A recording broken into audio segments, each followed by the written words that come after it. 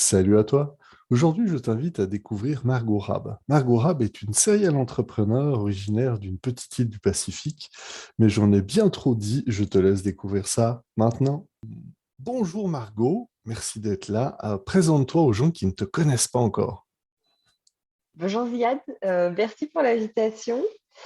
Et écoute,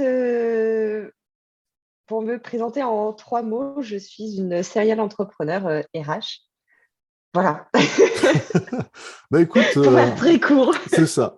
Écoute, merci pour l'efficience. Bon, bah, je crois qu'on a fait le tour. Donc, je te souhaite une bonne Au revoir. journée. Non, écoute, c'est une belle introduction. En mettant moi qui commence à te découvrir, je vais vous dire qu'il n'y a pas que ça, parce que madame a un peu Non. voyagé, puis en plus, tu as un parcours qui est unique, pour ne pas dire atypique. Donc, commençons par le commencement. Tu dis que tu es une serial entrepreneuse.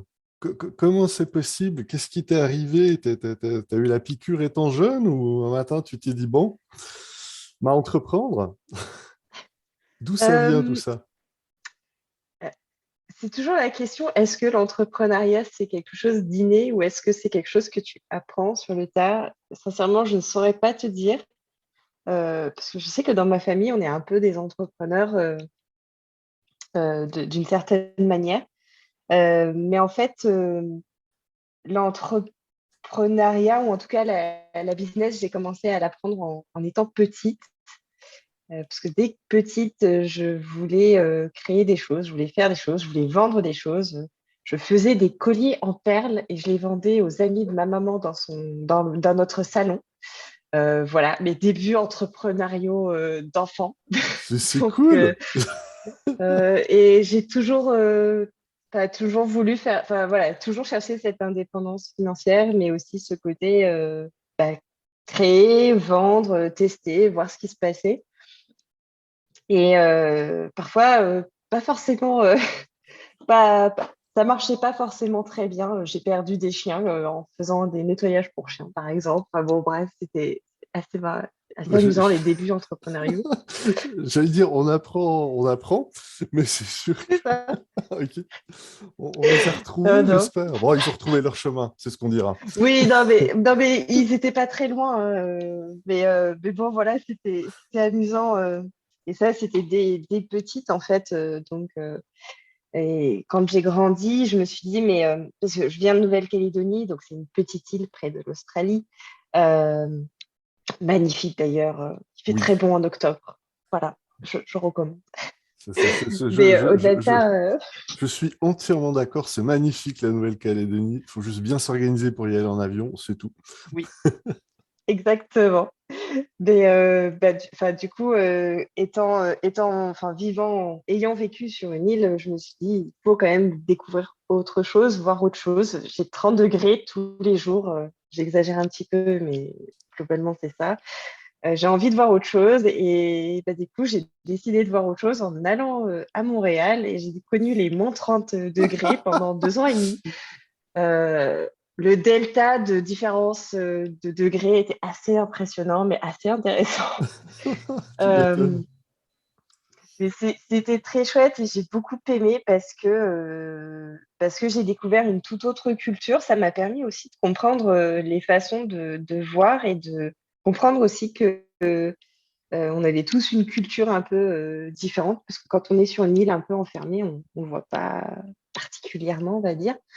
Euh, enfin, on est conscient du monde qui nous entoure, mais on n'a pas de notion de ce qui se passe à l'extérieur.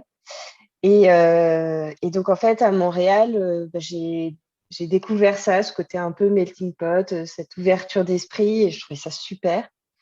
Et puis, j'ai fait aussi mes études à HEC, et en fait, l'entrepreneuriat, bon, tu l'as compris avec mes petites C'est histoires oui. rapides, c'est quelque chose qui me titillait. Et en fait, j'ai décidé de m'orienter en entrepreneuriat. Donc, je me suis spécialisée dedans à HEC. J'ai imaginé mon premier business.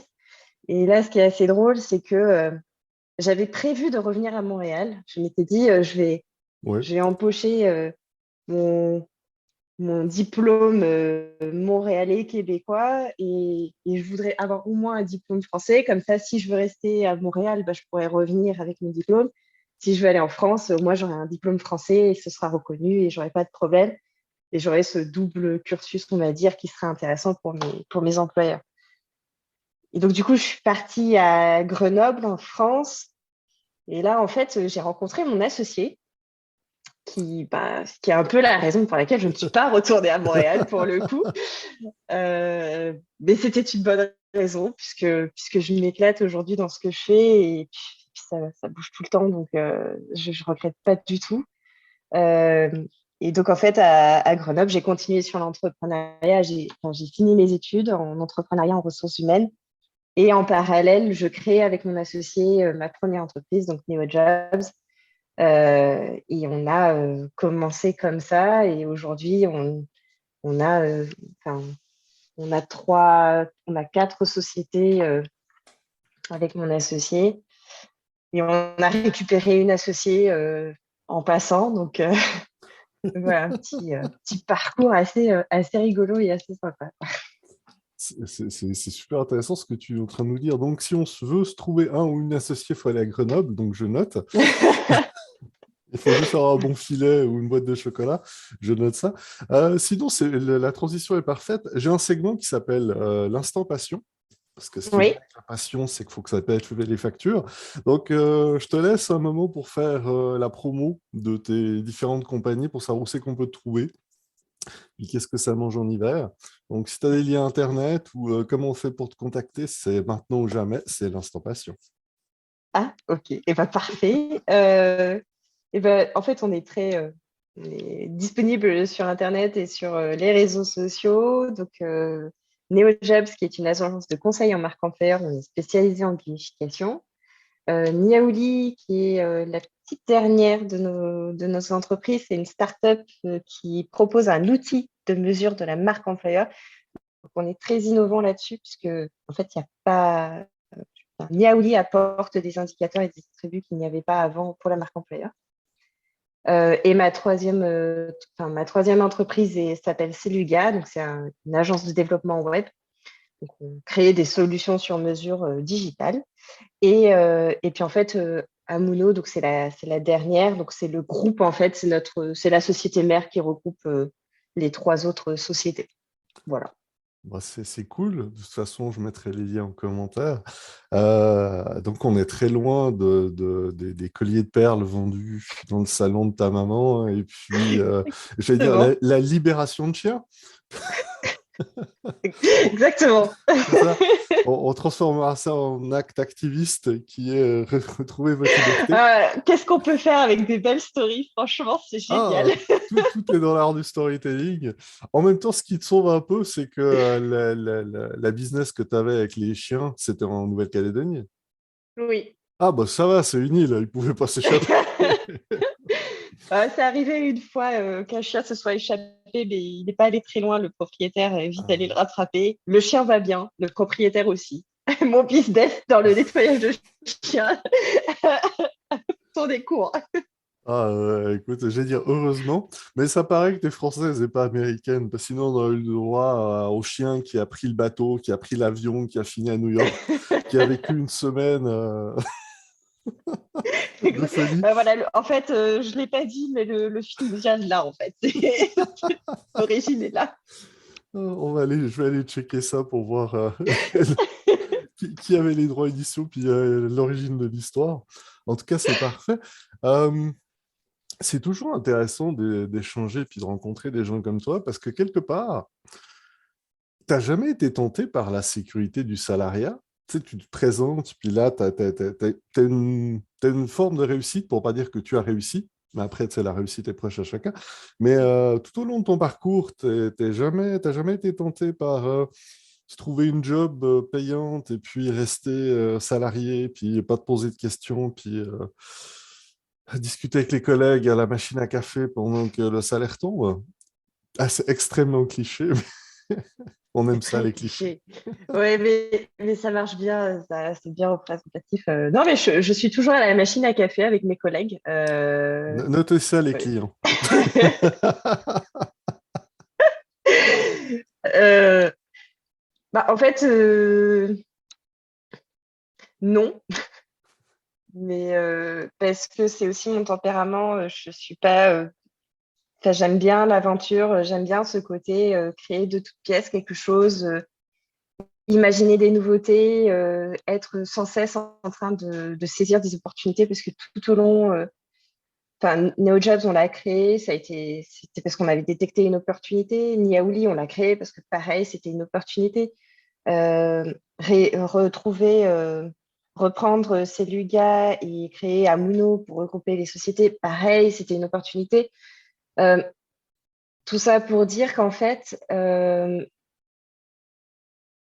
crois que c'est quelque chose qui me passionne et qui me motive, et surtout que l'avantage que j'ai par rapport à beaucoup d'entrepreneurs, je pense, c'est que j'ai un associé en or, et maintenant j'ai une deuxième associée en or, et ça, c'est ultra précieux parce que je sais que quand on a des pics, et souvent, ce qui est assez amusant, c'est on a des pics de motivation ou de déprime, mais qui sont inversés. Donc, quand il y en a un qui va pas bien, l'autre va bien et le tire vers le haut et le motive pour aller de l'avant. Et c'est ça qui est génial, c'est que je sais que j'ai toujours pu, enfin, que j'ai toujours pu et que je peux encore faire confiance aujourd'hui à mon associé, que je peux lui confier des choses, enfin, voilà, j'ai entièrement confiance en lui. Pareil avec ma nouvelle associée. Et, euh, et on sait on peut se soutenir, on peut aller de l'avant. Et, euh, et même dans les moments difficiles, il y a eu des moments où on s'est posé la question, qu'est-ce qu'on fait? Est-ce qu'on met la clé sous la porte? Surtout quand on était très jeune et enfin, quand on a démarré NeoJobs, à un moment donné, il fallait qu'on paye notre loyer. La question s'est posée, on fait quoi en fait? Est-ce qu'on continue ou est-ce qu'on s'arrête? Et puis finalement, on était tellement persuadés de ce qu'on faisait, on était motivés et on était ensemble. Et c'est ça alors je précise, on n'est pas, je suis pas mariée avec mon associé parce qu'on me pose souvent la question. C'est un enfin, c'est devenu un très très bon ami. On n'était même pas amis à la base. Et en fait, c'est ça, enfin, c'est qu'on on est là l'un pour l'autre et on se soutient et, et ça motive pour la suite de l'aventure, en fait. J'ai dit déjà merci pour le partage. Parce que quelque part, c'est beau ce que tu vis, puis c'est bien ce que enfin, même si c'était pas nécessaire, c'est bien que tu aies précisé qu'effectivement c'était une relation d'affaires. C'est encore plus beau parce que ça démontre que tu peux avoir une relation d'affaires solide, Mm, saine et qui perdure sans avoir des barrières ou des on-dit ou Dieu seul sait quel bruit que ça peut générer, mm. surtout au niveau du business où tu sais, tout peut se D'accord. mélanger. Il n'y a qu'à avoir le travail en famille. La mafia étant un bel exemple. Très bon exemple. Très bel Vous pouvez exemple. aller sur Peaky Blinders aussi, qui est un très bon exemple pour le coup. C'est une sorte de mafia en même temps, hein, on n'est pas Oh, loin, hein. Donc, j'aime une sorte. Effectivement, une sorte, oui. Oui. Euh, je dis, c'est super intéressant. En même temps, j'essaie de formaliser. On va faire ça simple. Un grand merci pour ce partage, parce que c'est vraiment cool, puis c'est rare. Puis surtout, ça sonne authentique comme jamais.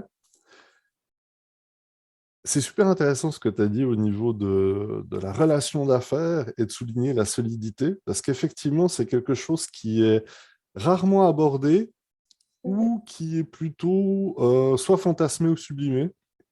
Surtout comme tu l'as dit au début, tu sais, on est toujours prêt à partir en affaires, puis il y a toujours la perle de lune de miel, c'est où tout mm, est beau, tout est super, puis surtout au début, quand tu as un peu de succès, où tout le monde t'invite, te tape, puis ta start-up, ta compagnie ou toi-même, tu es la saveur, j'allais dire, de la saison.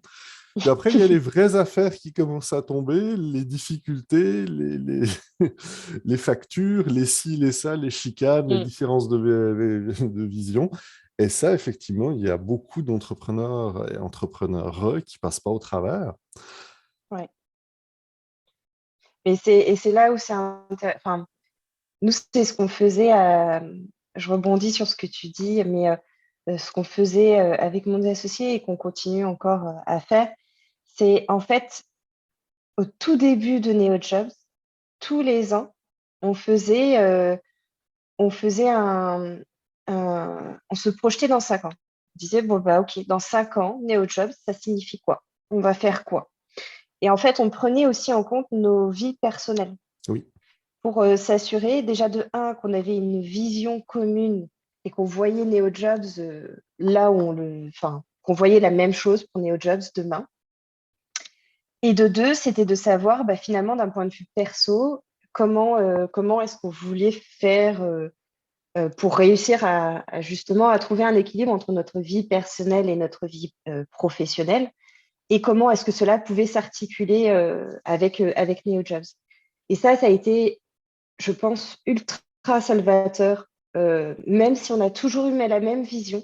Enfin, ça a été toujours très intéressant, mais ça posait à plat et ça mettait aussi en perspective les attentes de l'un et de l'autre. Et ça nous aidait à projeter plus loin, à préparer l'entreprise pour demain et vraiment à rester soudés, coordonnés dans notre façon de faire. Et ce qu'on a fait aussi au tout début, euh, avant la création de NeoJobs, et c'est pour ça que je dis que Hugo a été un grand. Enfin, c'est un associé en or, parce qu'au tout début de NeoJobs, en fait, j'ai rejoint le projet et qui était d'abord un projet enfin, étudiant, parce oui. qu'on faisait ça pendant nos études. Euh, En fait, j'avais eu une déception entrepreneuriale juste avant et ça s'était justement pas bien passé avec les potentiels futurs associés. Ouais. Et en fait, on avait échangé beaucoup avec Hugo. Il savait, il comprenait dans la situation dans laquelle j'avais été et il a compris aussi, il m'a laissé le temps. euh, on s'est laissé le temps finalement de s'appréhender, de s'accorder, voilà, de trouver justement notre synergie, notre harmonie. Et en fait, on a pris le temps de s'associer. C'était pas, on s'est pas dit au tout début du projet, OK, demain on s'associe, on se répartit les parts et puis basta. Non, on a travaillé bah, pendant nos études. Après, on a fait notre stage au sein de la société, enfin au sein de NeoJobs, qui n'était pas encore créé à l'époque, mais on pouvait grâce à notre programme. Donc, on a fait notre stage au sein de NeoJobs. Et à la fin de ce stage-là, on s'est dit, bah, OK, on a créé tout ça ensemble. Est-ce qu'on a envie de continuer ensemble? Et ça a conforté notre envie. Et ce qu'on a fait, pour terminer avec cette petite anecdote et cette petite histoire, mais ce qu'on a fait et ce qui a été aussi très utile, c'est tout de suite, on a pensé au pacte d'associés pour se protéger l'un et l'autre. Et l'idée, c'était de dire, OK, demain, si ça se passe mal, qu'est-ce qui se passe? Si on a une frustration, qu'est-ce qui se passe? Si on n'est plus capable de se parler, qu'est-ce qu'on fait? Et en fait, le fait d'avoir ces discussions en amont, de prendre le temps, bah, bah voilà, là, ça fait une relation de 10 ans presque, euh, et ça match encore. C'est beau et je te remercie d'avoir partagé le fait que il y a du travail. Ça a été Oui, pensé, ça a été réfléchi, puis ça a été oui, fait à travers le temps. Parce que souvent, ce qu'on nous vend, puis moi-même je l'ai vécu, puis c'est un peu ce que tout le monde vit à chaque Startup Weekend et autre chose, c'est l'adrénaline du début. oui. Puis on est dans cette phase d'euphorie où tout est génial, on va devenir, on fait ci, on fait ça. Puis après, il y a la réalité. Donc non, c'est bien amené, bien proposé. En même temps, je doute pas que tu es brillante, puis que lui aussi. C'est intéressant ce que tu as dit. Moi, j'ai hâte de croiser Hugo pour voir s'il dit la même chose de toi. Sinon, On verra. c'est ça. Après, lui, il me supporte depuis 10 ans. Tu vois, c'est pas le même terme. Écoute, écoute, au pire, je ferai table ronde avec un droit de réponse. Ça sera intéressant. Ça sera intéressant. Mais je le ferai dans un live, limite, quitte à me trouver des sponsors, ça peut être sympa. On fera un genre de faites entrer l'accusé. Là, Superbe. c'est ça, tu sais, ou l'émission Ouais, ça avec peut être très bien. c'est ça, l'émission avec le rideau. Genre, c'est ça. Je pitch le nouveau concept, c'est faites entrer votre associé, puis là, tu dis tout ce que tu penses de lui, puis l'autre, il dit, bon, j'ouvre ou pas le rideau? Comment créer des chicanes? C'est bon, ça. Attends, je prends des notes. C'est parfait. Je pense que là, tu as un business. Tu peux le Ah, lancer demain. Ah, non, non, on rigole, mais c'est ça, c'est que c'est important aussi à rappeler, c'est que c'est souvent on a des idées, mais c'est rare que la personne prenne l'idée et prenne le temps de mettre l'énergie et de s'investir pour la mener à bien. C'est pour ça que quelque part, on a tendance à oublier que tu n'as pas le choix d'être un faiseux plutôt qu'un diseux. Parce que les diseux, il y en aura toujours, hein, mais ils ne perdurent pas, puis à force, on commence à les connaître. Comment tu as vécu la période qui est assez récente, je dirais en France plus particulièrement, de la mode de l'entrepreneuriat? Tu sais, pendant un temps, il y a eu, bon, il y a eu le phénomène, c'est moi j'appelle ça le cocorico, mais la French Tech, où on a commencé à en Oui. parler. Tu as commencé à avoir les émissions avec les business angels. J'ai oublié comment Mm. ça s'appelle en France, mais ici c'est les dragons. Tu sais, ça commençait à être à la mode, il y a eu des effets d'annonce, on commençait à injecter des centaines de milliers d'euros. Il y a eu, elle existe toujours, il y a la station F, etc., Mm. etc. Comment tu as vécu cette phase-là? Euh, en fait, j'ai trouvé que c'était hyper intéressant et je trouvais ça très chouette, justement, cette effervescence autour de l'entrepreneuriat parce que ça mettait en avant, comme tu le disais, le côté euphorique et puis aussi ce côté, tu crées quelque chose, ça a un impact, tu vois tout de suite l'impact, d'une certaine manière, enfin, tu es ton propre patron, même si au final, ce sont tes clients qui sont tes patrons d'une certaine manière. Euh, D'un côté, en fait, je trouvais ça hyper intéressant, génial, parce que ça mettait en lumière autre chose. D'un autre côté, je trouvais ça un petit peu frustrant parce que, en fait, on parlait seulement des startups un peu pas à succès. Et vu le boulot que c'est, je comprends tout à fait, mais les startups qui font des levées de fonds, etc., il y a un focus là-dessus.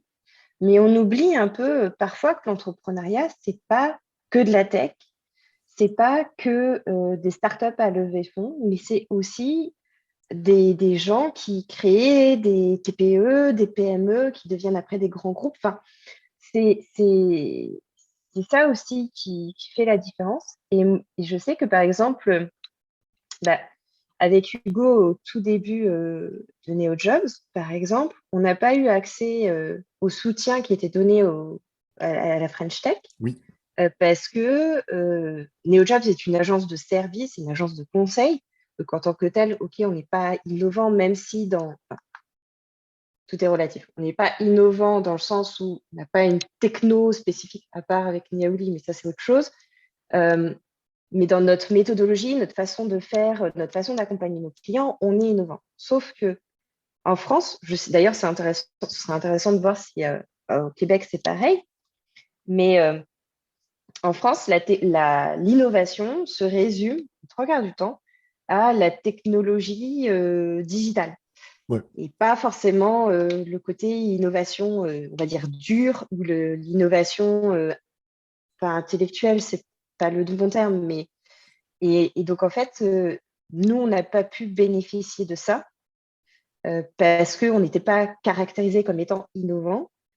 Et donc, on a dû faire autrement. Mais c'est pas grave parce qu'on a appris, on a développé et aujourd'hui, bah, on n'a pas eu besoin de ça parce que au bout d'un moment, même enfin, certaines startups peuvent vivre et survivre grâce aux subventions, grâce au soutien. Oui.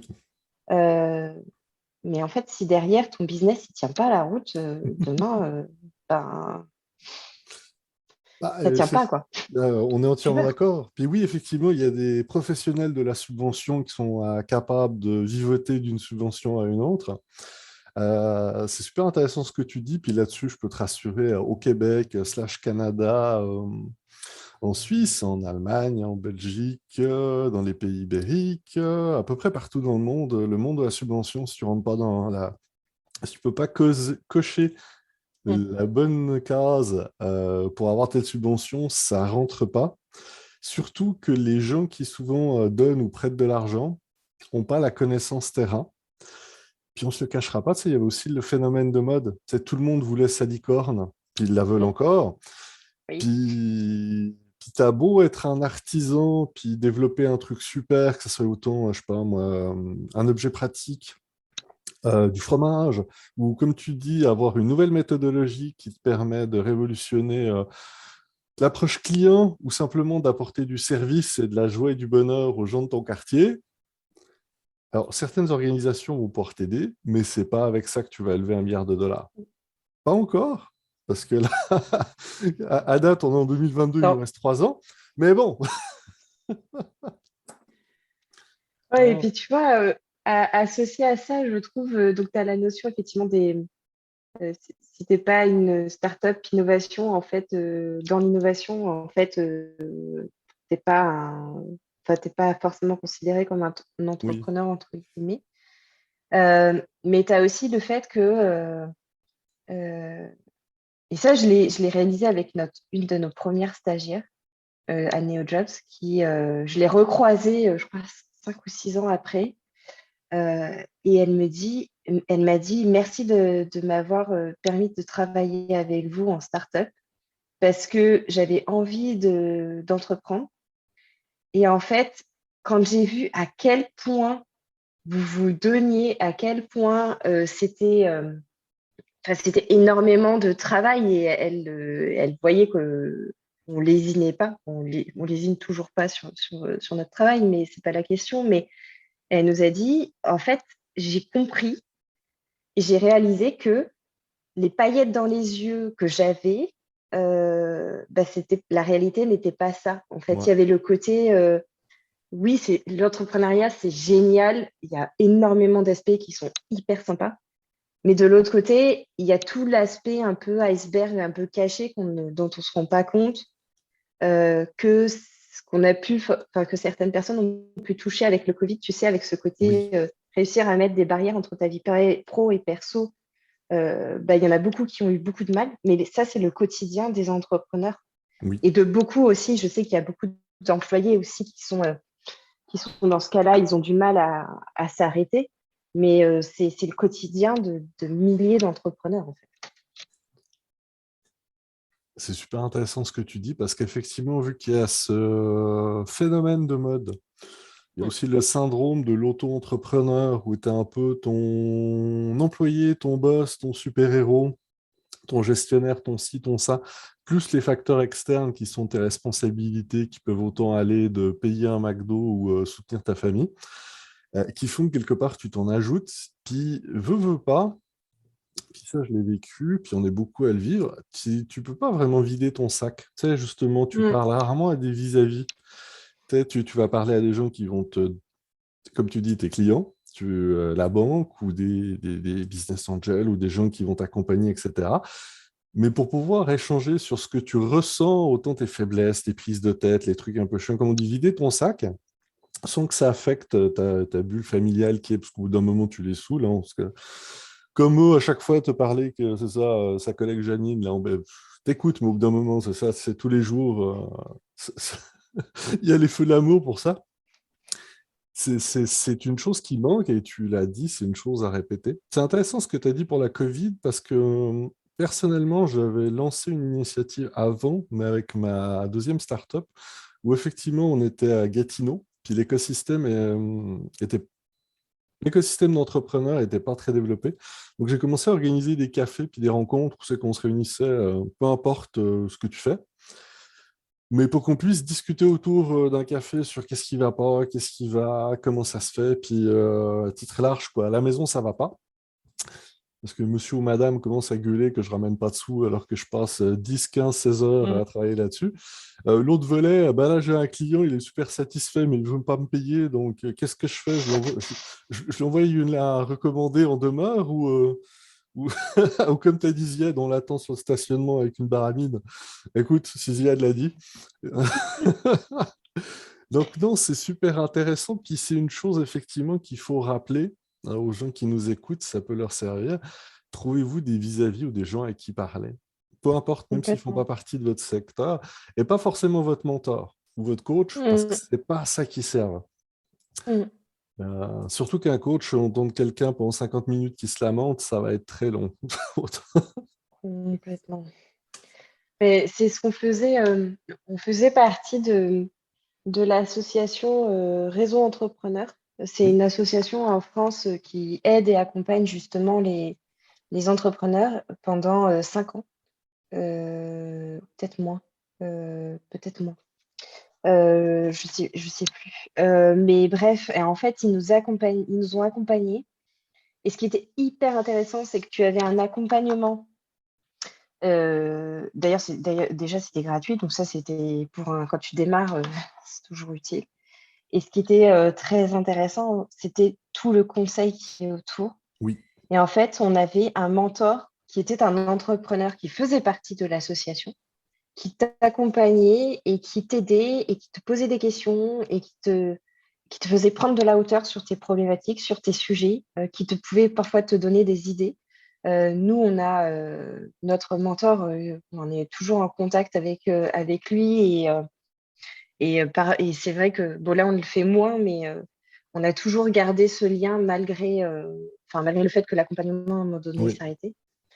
Et l'autre point qui était intéressant, et ça rejoint tes cafés dont tu parlais, c'est qu'en fait, on était une promotion d'entrepreneurs de secteurs complètement différents et on avait un déjeuner par mois de 2 heures à peu près, pendant lequel, en fait, on lâchait tout.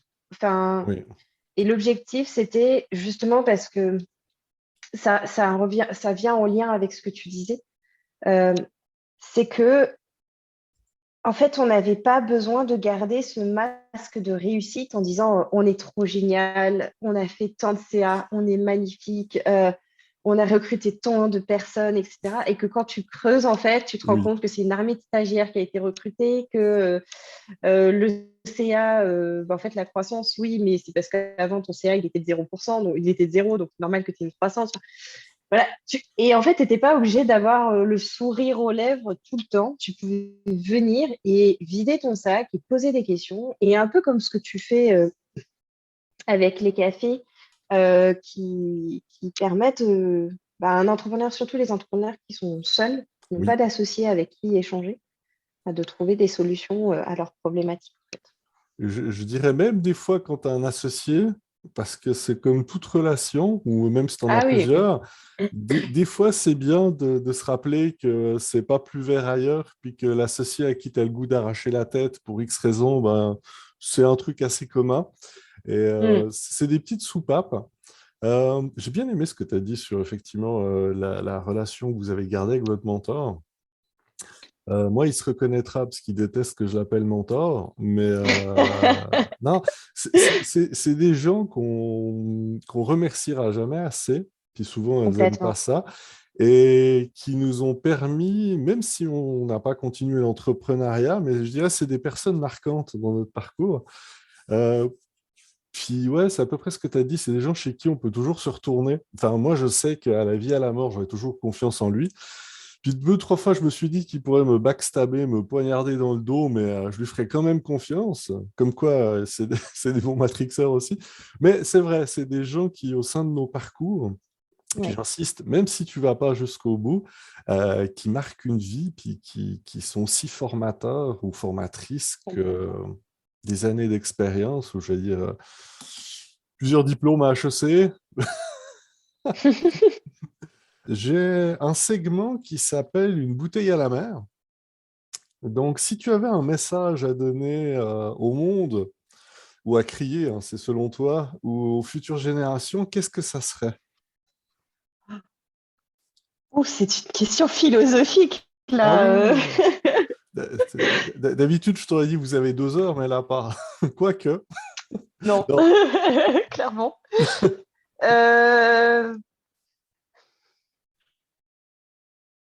euh, une bouteille à la mer que j'enverrais peut-être, ce serait de se faire confiance, d'oser d'y aller, de tester, de pas hésiter à tester et puis à changer d'idée, à améliorer.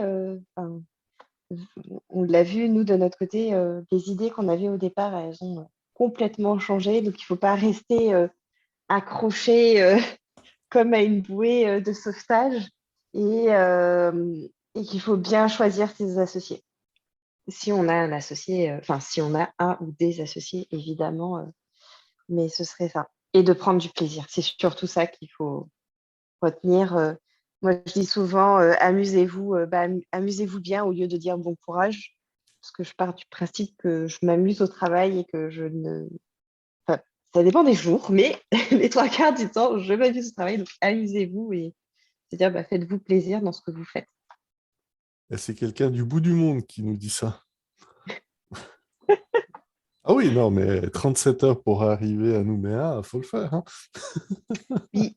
Non, mais tu peux trouver quand même des avions plus courts. Là, en ce moment, on est plutôt sur du 28 heures. D'habitude, c'est 24, mais là, à cause de... Là, tu es obligé de faire plusieurs escales, donc tu es plutôt rendu à 28, quoi. Je laisse au monde le temps de digérer plus de 20 heures d'avion. Tu vas littéralement passer une journée en avion. Oui, oui, Ah, oui. ah, c'est cool. Bah, merci pour cette bouteille et ce message à l'humanité.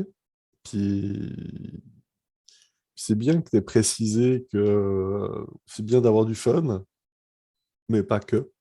Mm, Bah, c'est aussi un des pièges que j'ai constaté, puis moi-même pour l'avoir vécu. Puis ça c'est en dehors de l'entrepreneuriat. mm. C'est ne pas tomber dans l'écosystème de copains-copines. Oui, C'est se rappeler pourquoi on est là, puis que ça reste, veut pas, une business.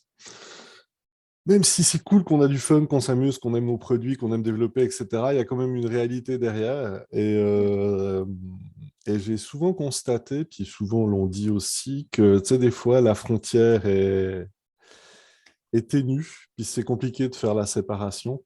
Un peu comme ce que tu disais avant, ce que les gens ont dû faire comme apprentissage pendant la Covid, de mettre des séparations vie privée, vie professionnelle, vie ci, vie ça. Même si là, je maintiens qu'il y a quand même un volet culturel qui est non négligeable. Euh, Puis là, on discute, mais j'ai réalisé que Européens en Amérique du Nord, on avait tendance à créer des cloisons naturelles, ça agir un peu comme mhm, à la maison. Il y a tes relations de travail, tes relations d'affaires, tes relations privées, tes relations amis, copains, tu sais, ça restait assez clair. Là, on n'empêche pas de faire le party avec les collègues, on s'entend, mais je dis ça. Alors que, on dira chez les Québécois, c'est un peu plus permissif, pour pas dire les Nord-Américains. Puis quand tu compares ça aux Asiatiques, je veux dire, aux Moyen-Orientaux, à certaines régions d'Afrique, etc., ou même déjà, quand on parle de l'Europe, c'est les pays latins versus les Nordiques, mm. c'est pas la même chose. D'ailleurs, j'aime bien cette blague-là qui, tu sais, qu'on parle de la culture. Ben, ceux qui ont le plus mal vécu la Covid, c'est les Finlandais. Bah oui, ils se tiennent tous à 10 mètres l'un de l'autre, donc ils n'ont pas compris pourquoi ils devaient se rapprocher pour être à une distance de sécurité. C'était comme pas clair le message de l'OMS. Non, Pas mal. Je la non. connaissais pas. Ah, bah écoute, maintenant tu la connais. Puis évidemment, les Finlandais savent que je les apprécie fortement. Je me suis suffisamment perdu là-bas. Faut- Mais non, c'est cool. C'est quoi tes prochains défis? Parce que là, on est en 2022, il nous reste 3 ans pour essayer de faire quelque chose, sinon on va tous mourir. Donc tu as décidé quoi? D'investir dans les armes à feu? Tu t'es dit que tu allais apprendre à faire du pétrole dans ta cave, bon, construire ton blockhouse. En fait, ta solution RH, tu t'es dit, bah, écoute, on va faire de l'eugénisme pour l'instant. D'accord. Non, évidemment, je plaisante, mais quel est ton défi, Margot? Ton prochain défi? Euh, Alors, mon défi de tous les jours, c'est de m'assurer que tous mes collaborateurs soient bien dans mes boîtes et qu'ils aient un salaire à la fin du mois, chose importante. Oui, Même effectivement. si C'est important. même si en soi, il n'y a pas de difficulté là-dessus, mais je trouve que c'est toujours l'objectif, ça, ce sont mes deux objectifs quotidiens, de s'assurer que, un, mes salariés se sentent bien chez nous, et deux, qu'ils soient payés à la fin du mois, tout simplement, parce que ça fait partie aussi du rôle d'entrepreneur, d'assurer que tout le monde aille bien dans la boîte. Et de deux,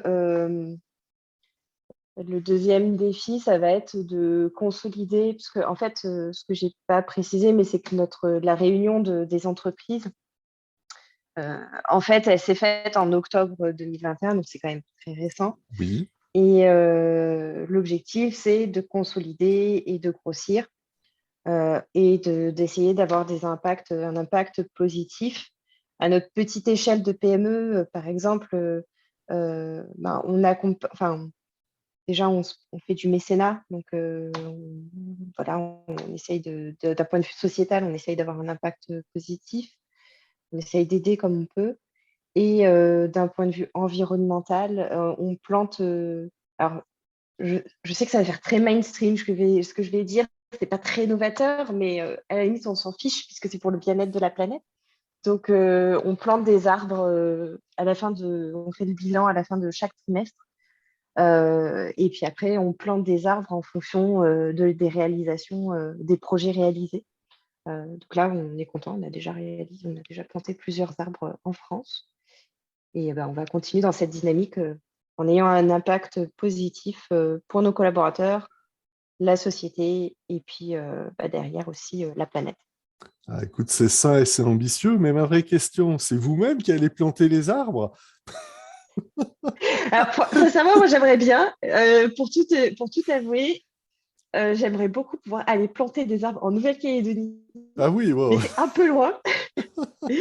C'est un peu loin, mais oui, je sais qu'il y a j'ai vu qu'il y a certaines associations qui proposent donc le côté enfin tu plantes des arbres. Là, cette fois-ci, on est parti du principe que on n'allait pas les planter nous-mêmes, mais parce que aussi l'association qu'on a choisie, euh, tu plantes des arbres, donc c'est positif pour la nature d'un point de vue carbone et puis aussi pour les animaux parce que tu construis des abris pour les animaux. Oui. Mais d'un point de vue sociétal aussi, c'est positif parce que on crée un petit peu du travail, d'une- même si c'est que quelques heures par-ci par-là. Et du coup, on crée quand même du travail, donc c'est positif pour quelqu'un. Mais ça n'empêche pas qu'un jour, on ira planter aussi nos propres arbres. Ça c'est prévu. C'est sur notre to-do list. Ah, écoute. Mais c'est cool, tu sais, ça permet aussi d'amener que c'est pas juste donner un chèque ou payer un, tu sais, ou je veux dire, payer un arbre. Mm, L'absus révélateur, tu sais, parce qu'on entend souvent parler des organisations qui font du greenwashing en disant nous on fait, nous on fait. mm. Mais j'aimerais tellement ça, moi, voir, je sais pas, moi, Jeff Bezos en train d'essayer de planter un arbre. Tiens. Non, mais tu sais, c'est ces petits moments là. Oh, je veux dire, en salopette au milieu de nulle part avec le petit seau, la petite. Ce Bah, petit emoji. c'était Louis de Funès, l'acteur français qui avait un jardin à potager. Il était à fond apparemment dessus. Oui. Donc, même des gens un peu Ah bah, on qui sont sait pas dans jamais. notre sphère. C'est ça. On sait jamais ce que les gens font. Exactement. Le seul avantage que j'ai, c'est que je sais que Jeff écoutera jamais ce que je fais. Qui Puis à date, sait? Peut-être. c'est ça. Puis à date, les algorithmes ne sont pas assez puissants pour. Je vais avoir des problèmes de. Je vais avoir des problèmes. Oui, c'était quoi Ah, la je joke? pense, hein. C'est ça, tu vas avoir des problèmes. Quoi? Non, tu sais pas ce que tu dis. Mais quoi? Mais non, mais je plaisante. Oh, toi, tu sais pas. C'était Fred et Omar qui faisaient la blague à l'époque. Mais toi, tu vas avoir des soucis. Mais quoi? Mais quoi? Tu réalises pas? En Ah tout oui, je cas, m'en souviens. ah, écoute, c'est l'humour. Euh, enfin, ce qui est le fun avec toi, c'est que tu as quand même un sacré parcours. Puis ce que j'aime, c'est que tu dis que tu es française. Mais tu viens quand même du Pacifique. Donc, pour les hexagonaux, t'es pas vraiment française, donc déjà au niveau culturel, c'est quelque chose de particulier. Mais je vais quand même te poser la question, parce que je le fais assez souvent. Euh, Vu de l'Amérique du Nord et puis vu de l'Europe, on a tendance à dire qu'on est des entrepreneurs nord-américains, des entrepreneurs européens. Est-ce que tu dirais qu'il y a une couleur ou une saveur particulière auprès de l'entrepreneur française? Puis évidemment, les hommes sont inclus. Est-ce que tu penses qu'en constatant, est-ce qu'il y a une façon de faire?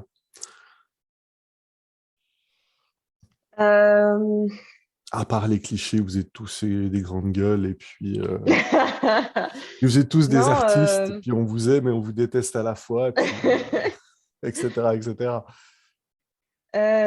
non, mais ce que j'ai retenu, ça, c'est le côté. Je pense que c'est suite à mes études des deux côtés et d'avoir vu les deux mondes entrepreneuriaux, pardon. Euh, c'est que d'un côté, euh, en Amérique du Nord, vous savez vendre en fait. Mais en fait, vous savez très bien raconter des histoires, vous savez très bien marketer, vous savez très bien présenter et donner envie en fait aux gens d'acheter des produits, des services. C'est hyper bien pensé, c'est hyper bien fait. Et les entrepreneurs, en règle générale aussi, savent très bien pitcher. C'est fluide, ça se voit. Les entrepreneurs européens, mais plutôt français, je dirais, c'est c'est la vue que j'en ai, même si je côtoie aussi des entrepreneurs européens, mais c'est un peu différent. Euh, Ils sont là, parfois, ils sont plus dans la réflexion et ils osent pas forcément y aller. Mais il y a aussi une différence, c'est que en Amérique du Nord, si tu veux tenter quelque chose, tu le tentes Oui. et on te fera confiance. Et j'ai l'impression, peu importe ton âge. Mais après, ça, c'est peut-être une perception erronée parce que je n'ai pas entrepris à Montréal, donc je ne peux pas savoir. Mais en France, euh, je sais que nous, ça a été, euh, ça a été un peu la croix et la bannière pour entreprendre parce que les entrepreneurs, c'est risqué, parce qu'on était jeunes. euh, et donc, on se posait la question, est-ce qu'on était suffisamment sérieux? Parce qu'on n'avait pas forcément le background qui était attendu d'une personne qui faisait du conseil en RH quand on a débuté. Donc, en fait, en France, encore une fois, je n'ai pas suffisamment de recul pour avoir de voir comment ça se passe en Amérique du Nord. Mais en France, ouais, l'entrepreneuriat, tu dois y aller à fond et tu dois vraiment, enfin, tu te prends pas mal de portes. Et en plus, il faut apprendre à marketer, chose qui est très compliquée parce qu'en France, on n'aime pas mettre, la plupart du temps, on n'aime pas se mettre en avant. Donc, réussir à vendre la société, bah, ça s'apprend. Et ça peut être hyper complexe, dépendamment des entrepreneurs. Et je suis peut-être très cliché dans ce que je dis, hein, et c'est Mais fort probable en tu sais, plus, hein. les clichés, toujours à la compréhension, puis il y a toujours un fond de vérité, hein. Regarde la Suisse et l'heure des nazis. Voilà, on ne se ment pas. Je veux dire, on a un problème avec là. Oui, on assume. Non, je te taquine. C'est super intéressant ce que tu dis. Puis effectivement, c'est sûr qu'il y a aussi une culture liée à l'échec qui est différente. Oui, Puis au-delà de ça, il y a aussi les success stories, comment elles sont amenées, les façons de oui, penser. Puis l'entrepreneuriat, comme on nous le vend aujourd'hui, est quelque chose de très, très américain. C'est à la base. Je dis qu'on le veuille ou qu'on ne le veuille pas, mais autour de la planète, c'est le modèle qu'on a de réussite. C'est pas le boulanger d'à côté ou le gars je sais pas moi, qui est lui en train de sauver la planète en plantant des arbres. En revanche, est-ce que tu penses qu'au niveau générationnel, il y a quand même, c'est cliché ce que je veux dire, mais que les jeunes osent plus? On est dans un monde qui est interconnectés. C'est la mondialisation est là. Il y a eu le buzz du management, de l'entrepreneuriat, des nouveaux défis. On est dans une forme d'urgence, qu'elle soit climatique, sociale, entrepreneuriale ou tout ce que tu veux. Ça devient très compliqué de ne pas être connecté, de ne pas être concerné, de ne pas si. Est-ce que tu penses que les plus jeunes, puis on s'entend, je dis, tu n'as pas 120 ans non plus. Mais je veux dire, les plus jeunes que toi, les nouveaux entrepreneurs et entrepreneures, est-ce que tu as l'impression qu'ils doivent encore subir la même chose ou au contraire, c'est plus facile, l'esprit est plus jeune? J'aime bien les longues questions, ça vous permet de réfléchir. Ça aide. Effectivement, ça aide les longues questions. Puis en plus, parfois, dans tes questions, tu as les réponses. Euh, C'est c'est mieux qu'avoir un panneau. Alors écoute, je dis ça. Mais ça, ils le savent pas. On est en podcast, donc ils le savent Ouais. pas que tu me mets des panneaux. Et je lis le prompteur, en fait. Donc, c'est parfait. Écoute, ça restera notre secret comme avec Internet entre toi, moi et tous ceux qui nous écoutent. Clin d'œil, clin d'œil.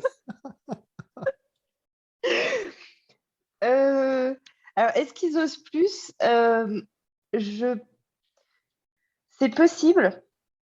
Parce que donc avec toute la communication enfin, sur les entrepreneurs qui est faite, etc. Surtout aussi, comme tu l'évoquais très justement, le côté Internet connecté qui rend facile quand tu vas, ce que font quand tu vois des influenceurs sur Instagram, sur Twitch, Dropshipping. dropshipping, sur TikTok, enfin, Oui. et quand ces personnes-là réussissent et que pour des jeunes, ça peut être des modèles, et ben, ils se disent, bah, moi aussi, je me lance et j'y vais.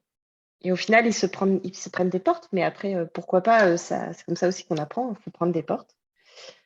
Euh, mais c'est un peu différent. Je pense que c'est pas forcément une question générationnelle, mais c'est plutôt parce que j'y crois pas trop au truc génération Y et X et Oui. tout. Je trouve que c'est plus un changement de comportement dû aux évolutions et du contexte qu'on a autour de nous. Peut-être que nos parents, nos grands-parents auraient réagi comme nous en ayant à disposition ce qu'on a aujourd'hui. On ne sait pas. Euh, mais en fait, c'est différent. C'est les outils qu'il y a à disposition, la façon de réfléchir, le comportement, ce qu'on nous vend aujourd'hui, ça nous, ça nous modèle un petit peu et ça peut parfois effectivement inciter à plus entreprendre, mais euh, ou à saisir des opportunités. Je pense que ouais. Je pousse un peu plus loin. Tu sais, on parle d'échec, on parle de la notion de l'échec. Moi, c'est quelque chose que je répète énormément parce que je l'ai vécu. Le Québec n'est pas tellement différent de la France. Tu sais, ok, Bah oui. on parle français. Certes, au Québec, on est de culture nord-américaine, donc il y a des comportements, des échanges, des facilités, des choses que tu n'aurais pas en France. Rien que le fait de dire Mhm. bonjour, au revoir, tu sais, les comportements ne sont pas les mêmes. Pareil quand tu fais des affaires ou quand tu évolues en société. Puis je Mhm. continue à faire mon apprentissage après plus de 13 ans ici. Par contre, l'échec est pris comme en France, puis ça c'est mon constat, on a tendance à tolérer un échec. Tu foires ta compagnie, on va le tolérer une fois. Tu as des personnes qui sont des serial entrepreneurs qui ont un beau storytelling, qui sont reconnus. Mais d'habitude, tu foires une fois, on va t'autoriser à faire un deuxième essai, mais pas plus. Au Canada anglais, qui est quand même beaucoup plus baigné, je veux dire, la culture américaine pure, ça va être 2, 3 business, puis tu foires. Alors que ce qui est intéressant, puis ça je l'ai vécu, quand tu passes la frontière des États, quand tu vas aux États, enfin frontière du Sud pour nous, mais quand tu vas aux États-Unis, tant que tu n'as pas Mhm. fait les 10 fois, mais personne ne te parle. Et quand je dis personne ne te parle, tu n'as même pas un retour de courriel. Et puis, ils s'attendent à ce que tu leur expliques, un peu comme toi, bah voilà, moi j'ai démarré ma première compagnie, j'avais 7 ans, je faisais des colliers de perles que je vendais à mes parents, puis enfin aux amis de ma maman, puis ce que j'ai appris, c'est ça, ça, ça. Puis alors, j'ai pris à faire des calculs, bah, je récupérais les perles chez le voisin, patati patata. Ensuite, j'ai Mhm. vendu des limonades, ensuite, j'étais plus grand, donc là, je revendais ci, je revendais ça. Puis en fait, tu fais ton cheminement qui est que ce qu'ils veulent vérifier souvent, puis on m'a dit cash, c'est que tu aies la peau assez dure.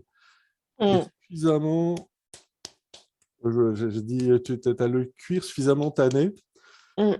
pour qu'ils savent que s'ils investissent sur toi, tu as suffisamment de vécu, d'expérience pour pouvoir éviter les échecs.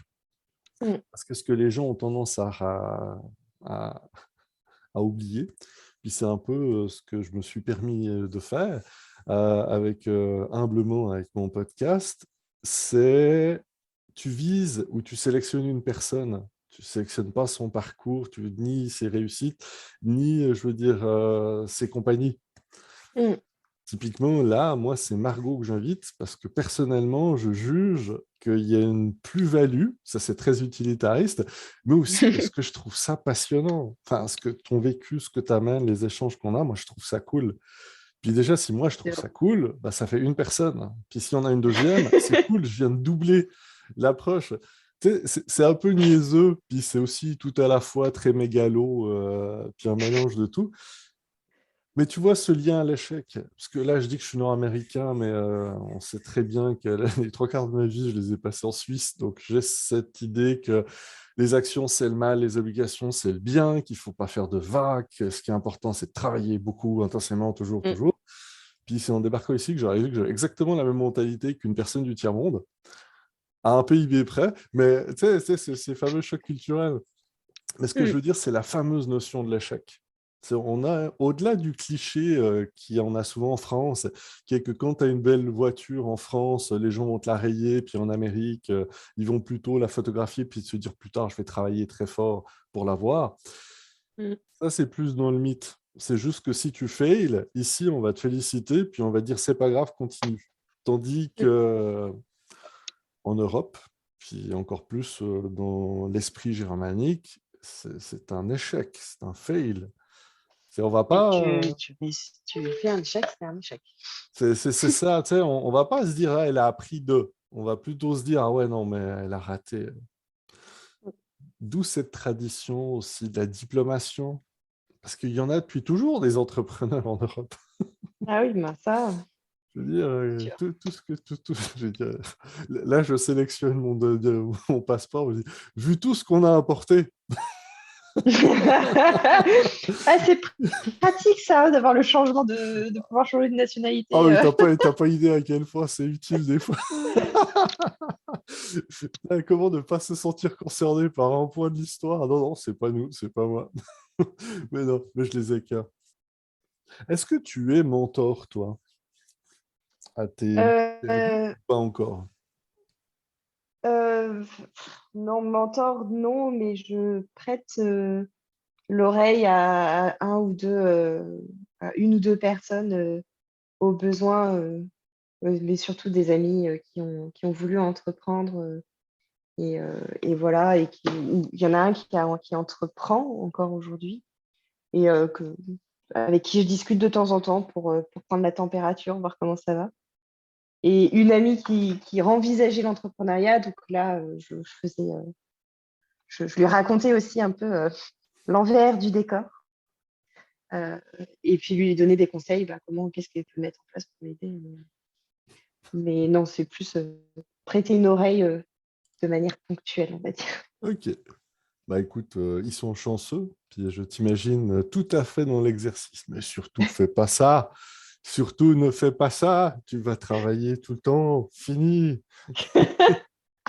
Non, parce que franchement, j'échangerais ma place contre aucune autre. Donc, non, non, mais il faut juste être conscient des sacrifices qu'il faut savoir, qu'il faut faire au début et que tu fais aussi tout au long. Mais ce que tu y gagnes après, c'est d'autres choses aussi. Donc, Mais faut en c'est être conscient. cool. En tout cas, je te le dis, les gens ne peuvent pas te voir, mais ça paraît que tu es épanoui. Puis en plus, c'est bien parce que j'allais dire vos compagnies fonctionnent bien, donc c'est une belle réussite. Et, euh,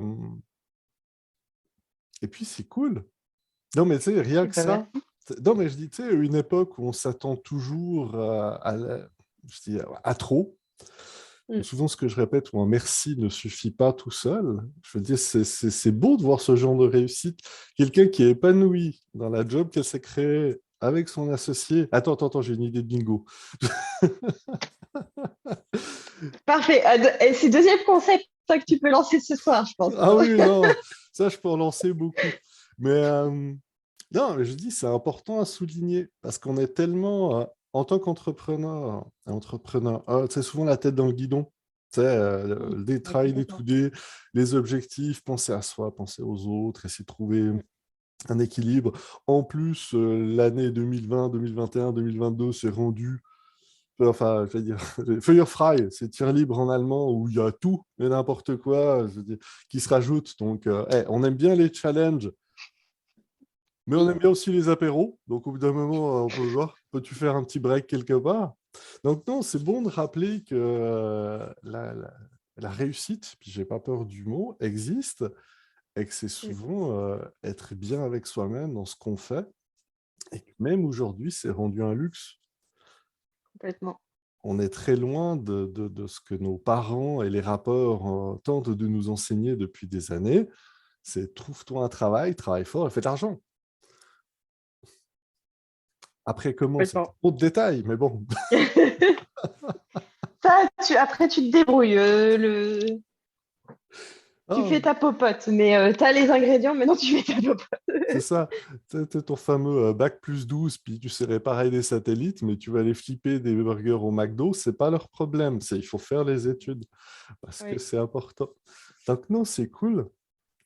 Mais mine de rien, enfin, pour rebondir quand même là-dessus, mine de rien, c'est quand même important pour te dire, euh, quand on a démarré NeoJobs, on n'avait Oui, pas d'expérience professionnelle en RH. Et à cette époque-là, on n'avait pas de diplôme RH. Et en fait, quand on commençait à faire des rendez-vous avec des potentiels clients qui nous demandaient à chaque fois quelle est votre expertise, est-ce que vous avez un diplôme en RH, est-ce que vous avez travaillé dans les RH, donc vraiment pour essayer de voir si on avait finalement ces compétences-là. Euh, et bah, au bout d'un moment, quand on a entendu ça, j'ai pris sur moi d'aller faire un deuxième master. Après mon master entrepreneur, j'ai enchaîné avec un master RH pour qu'à la fin du jour, mes premiers clients ne me disent pas bah, enfin, quand ils nous posaient la question, bah, on a un diplôme, les diplômés RH, donc on est tout à fait capable de faire ce que vous nous demandez, on a les compétences. Donc, c'est pas forcément le cas à chaque fois, parce que je sais que j'en discutais avec une amie et elle, pour le coup, elle avait pas fait d'études dans son secteur. Elle était dans le côté formation, créer ingénierie pédagogique oui, très spécifique. Et elle n'avait pas du tout de formation là-dedans et elle avait réussi à entreprendre et à faire des choses. Et encore aujourd'hui, elle fait des choses et elle investit. Et elle s'investit, pardon, dedans. Mais, euh, mais pour beaucoup, c'est pas forcément le cas et tu es obligé de montrer patte blanche et de montrer que tu as une certaine expertise derrière et bah, parfois le diplôme peut aider. c'est pour rassurer. Bah, voilà. Parce qu'on C'est- n'allait pas, je dois t'avouer qu'on n'allait pas attendre 2 3 ans d'avoir fait une expérience dans une boîte pour nous lancer. Nous, on voulait se lancer tout de suite. Donc, ça a été Bah, plus rapide. c'était la bonne chose à faire. Vous êtes une belle démonstration que c'est possible. Mais Bah, oui, j'espère. je, je vais dire, c'est sûr que dans un domaine aussi traditionnaliste et connu que les ressources humaines, surtout qu'on voit les cursus, c'est sûr que les diplômes, les certifications, etc., ça aide, ça Mm. rassure. Puis qu'après, si tu veux être dans la pointe du diamant en termes d'innovation, c'est certain. Mais c'est Mm. vrai que moi qui évolue dans un autre domaine qui est enfin, maintenant c'est rendu le métaverse, parce qu'il faut toujours avancer. Il Ouais, n'y a je vois personne ça. qui est conseiller senior depuis 30 ans dans le métaverse, vu que ça n'existe pas encore. Ce que nous vend Bah Meta si, n'existe pas. si tu jouais à Second Life, je suis désolée, tu avais ton expérience. Mais ce n'est pas, alors, mais ce n'est pas le métaverse que nous vend Facebook. Moi, je vais arrêter de dire méta parce que tu me feras pas un cric-crac en disant on a plein de dossiers au cul, on s'appelle Facebook. Magie, on s'appelle méta. On est beau. Tu sais, l'arbre plus blanc que blanc. Oui. Mm. Exactement. Ah, Ça marche, hein. c'est sûr. Mais il y a plein de belles histoires de même. Et pourquoi les ressources humaines? C'est vrai, je ne t'ai pas posé la question au tout début, mais pourquoi? C'est parce que tu détestes ou tu aimes les gens? Ah oui, on en est là. Ah, c'est une vraie question. Écoute, c'est Euh, une question de management. J'ai suffisamment étudié, travaillé là-dedans. Tu sais, c'est le même niveau. Pour l'anecdote, moi, euh, j'ai été sur les bancs d'école avec des gens qui étudiaient en ressources humaines. Nous, c'était des options. Moi, j'ai échangé avec les gens qui voulaient faire des ressources humaines. J'ai fait plein de beaucoup sur l'équité en emploi, la loi. la gestion de la diversité. J'ai vu ces futurs professionnels me dire en pleine face plein de choses qui me disaient, mon Dieu, mais on va tous mourir. Non, non, moi j'ai pris plein de noms pour jamais avoir affaire à eux ou jamais les engager. Mais non, non, au niveau du renouveau et tout, c'était pas là-dedans. Hein. Non, non. Tu penses que les fonctionnaires sont des fonctionnaires, tu n'as pas découvert le monde des RH. Donc, maintenant que je me suis mis à dos tout un pan de la société et une profession, je Oui, t'écoute. surtout que il y a énormément de... Ça change beaucoup et justement, parce que ils ont envie d'avancer, ils ont envie de changer les choses et justement de ne pas être réduit à quelqu'un qui fait la gestion de personnel, on vire ou on recrute, mais qui est vraiment autre chose autour, parce que un peu, enfin, les RH, c'est un sujet qui est tellement vaste, il y a tellement de choses à faire que tu t'ennuies pas en fait. Mais pour répondre à ta question, pourquoi les RH écoute, j'ai envie de te dire à cause de mon associé. On en revient toujours à celui-là, mais c'est pas possible. Mais oui, plus sérieusement, parce que quand je voulais lancer mon business à Montréal, je voulais faire un café-librairie. Donc, rien à voir, parce que j'adore les livres. Et du coup, je voulais me lancer là-dedans. Et en fait, quand j'ai rencontré mon associé qui m'a parlé de son projet, et qu'après, on a commencé à construire et à modifier et à modeler NeoJobs là où on voulait, en fait, au final, on a, et c'est toujours le cas aujourd'hui, et enfin, pour moi, c'est l'ambition, c'est ce qui nous, ouais, c'est ce qu'on a dans les tripes, c'est de permettre aux entreprises et et aux employés et aux talents de se trouver, mais vraiment de matcher.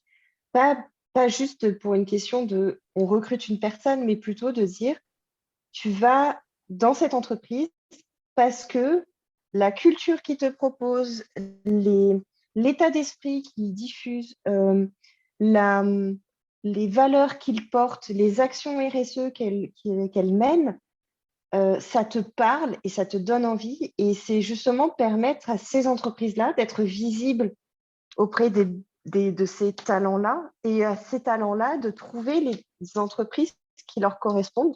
Et c'est vraiment bah, d'un point de vue sociétal. Enfin, moi, je le vois vraiment de manière macro. C'est de me dire, moi, j'ai réussi à trouver mon job. Bon, je ne l'ai pas trouvé, je l'ai créé. Mais je suis tellement heureuse et épanouie dans mon travail que j'ai envie que demain, les gens puissent le faire aussi. Et donc, bah, d'un point de vue sociétal, si les gens sont heureux, alors c'est très niaiseux ce que je vais dire, mais il faut un peu de naïveté dans ce monde de brut. Mais c'est de me dire, si on est bien dans son travail, si on trouve un bon travail, bah, après, on sera bien aussi dans sa vie de tous les jours.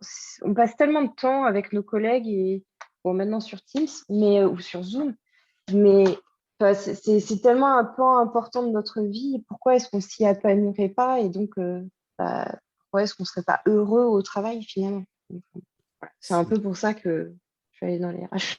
C'est cool. Bah, en tout cas, c'est noble. Et puis, heureusement qu'il y a des compagnies comme la vôtre, parce que sinon, ce serait compliqué de trouver un site avec sa nouvelle compagnie pour avoir un peu de fun. Parce que tout le monde n'est pas forcément prêt. Enfin, c'est ça. L'entrepreneuriat n'est pas fait pour tout le monde. Puis se dire que tout le monde va Ouais, se créer sa job, c'est mentir au monde et souvent, des fois, complètement. se mentir à soi-même. Donc, un grand Mm. merci pour l'humanité. Écoute, je t'en prie, j'essaye d'apporter ma Un, petite pierre. écoute, un merci est gratuit. Tu peux brancher cette carte de crédit. Parfait, merci, Ziad je et sa prends. machine Interact. Et ses factures à C'est ça. 30 jours. Euh, c'est toujours pareil quand on discute avec des gens comme toi, c'est-à-dire bah, qui sont passionnants, puis à qui c'est facile de parler au jersey, ça dépend. Si je pourrais continuer pendant des heures, puis ça tombe bien, j'ai plein de café. Donc, j'ai le goût de terminer par un de mes classiques qui est, est-ce qu'il y a-tu un sujet qu'on n'a pas abordé, que tu aimerais aborder? Est-ce qu'il y a une question que je ne t'ai pas posée, auquel tu aurais voulu répondre?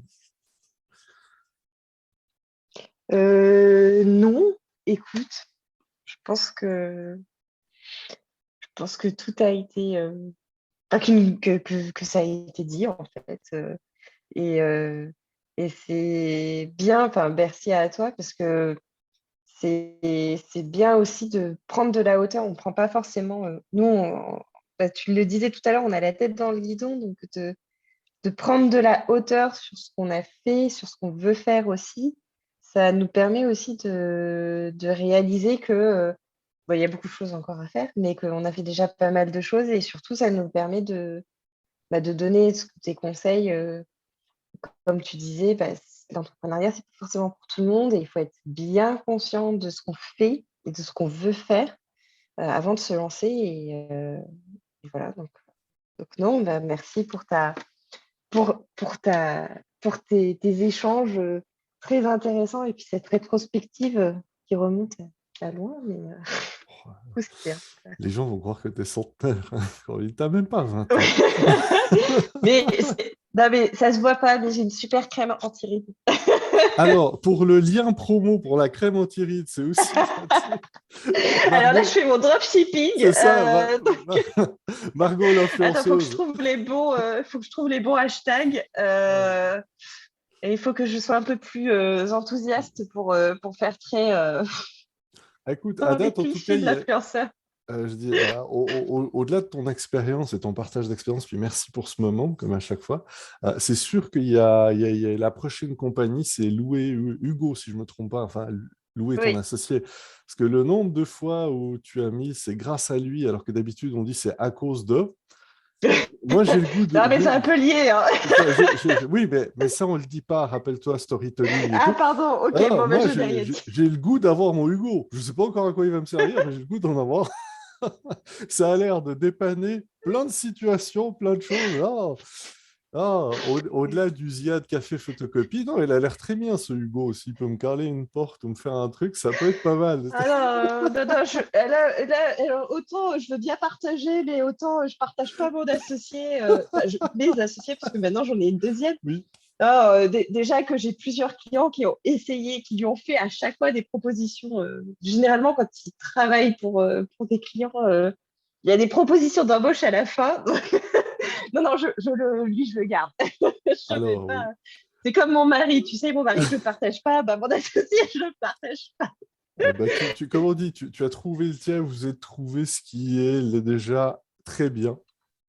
Mm. Et si un jour tu vois des pièges à loups posés, je veux dire, dans vos bureaux, c'est moi. Ah, ça reste le meilleur moyen pour attraper quelqu'un, un piège à loup. C'est vrai. Tu l'as un peu amoché, mais au final, Oui, tu l'as. oui, Donc, mais tu vois, oui. contrairement à un piège à un Mais- ours, ça n'arrache pas, donc il ne peut pas fuir, ça pince suffisamment pour qu'il reste là. Ah oui, oui, non, il y a eu des recherches et du travail autour de ça. Ah oui, mais je vois ça, hein. Moi, j'étais encore sur le côté très. Ah non, non, non, D'accord, très non, bien. non, tu sais, on a, Je vais faire des recherches dessus, du coup. tu sais, pour Et je le vais lancer volet, une.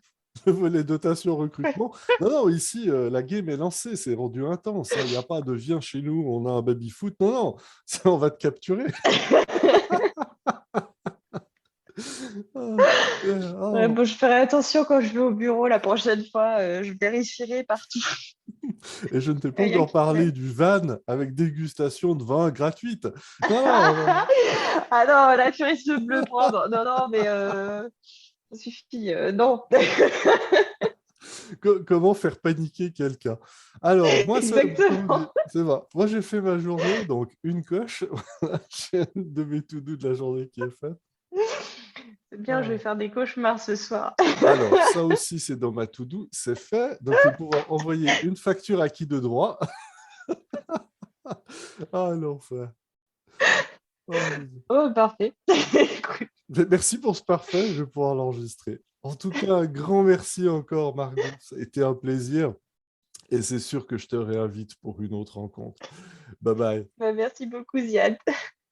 Et voilà, c'est déjà fini. Un grand merci à toi pour ton écoute et on se retrouve bientôt. Bye bye.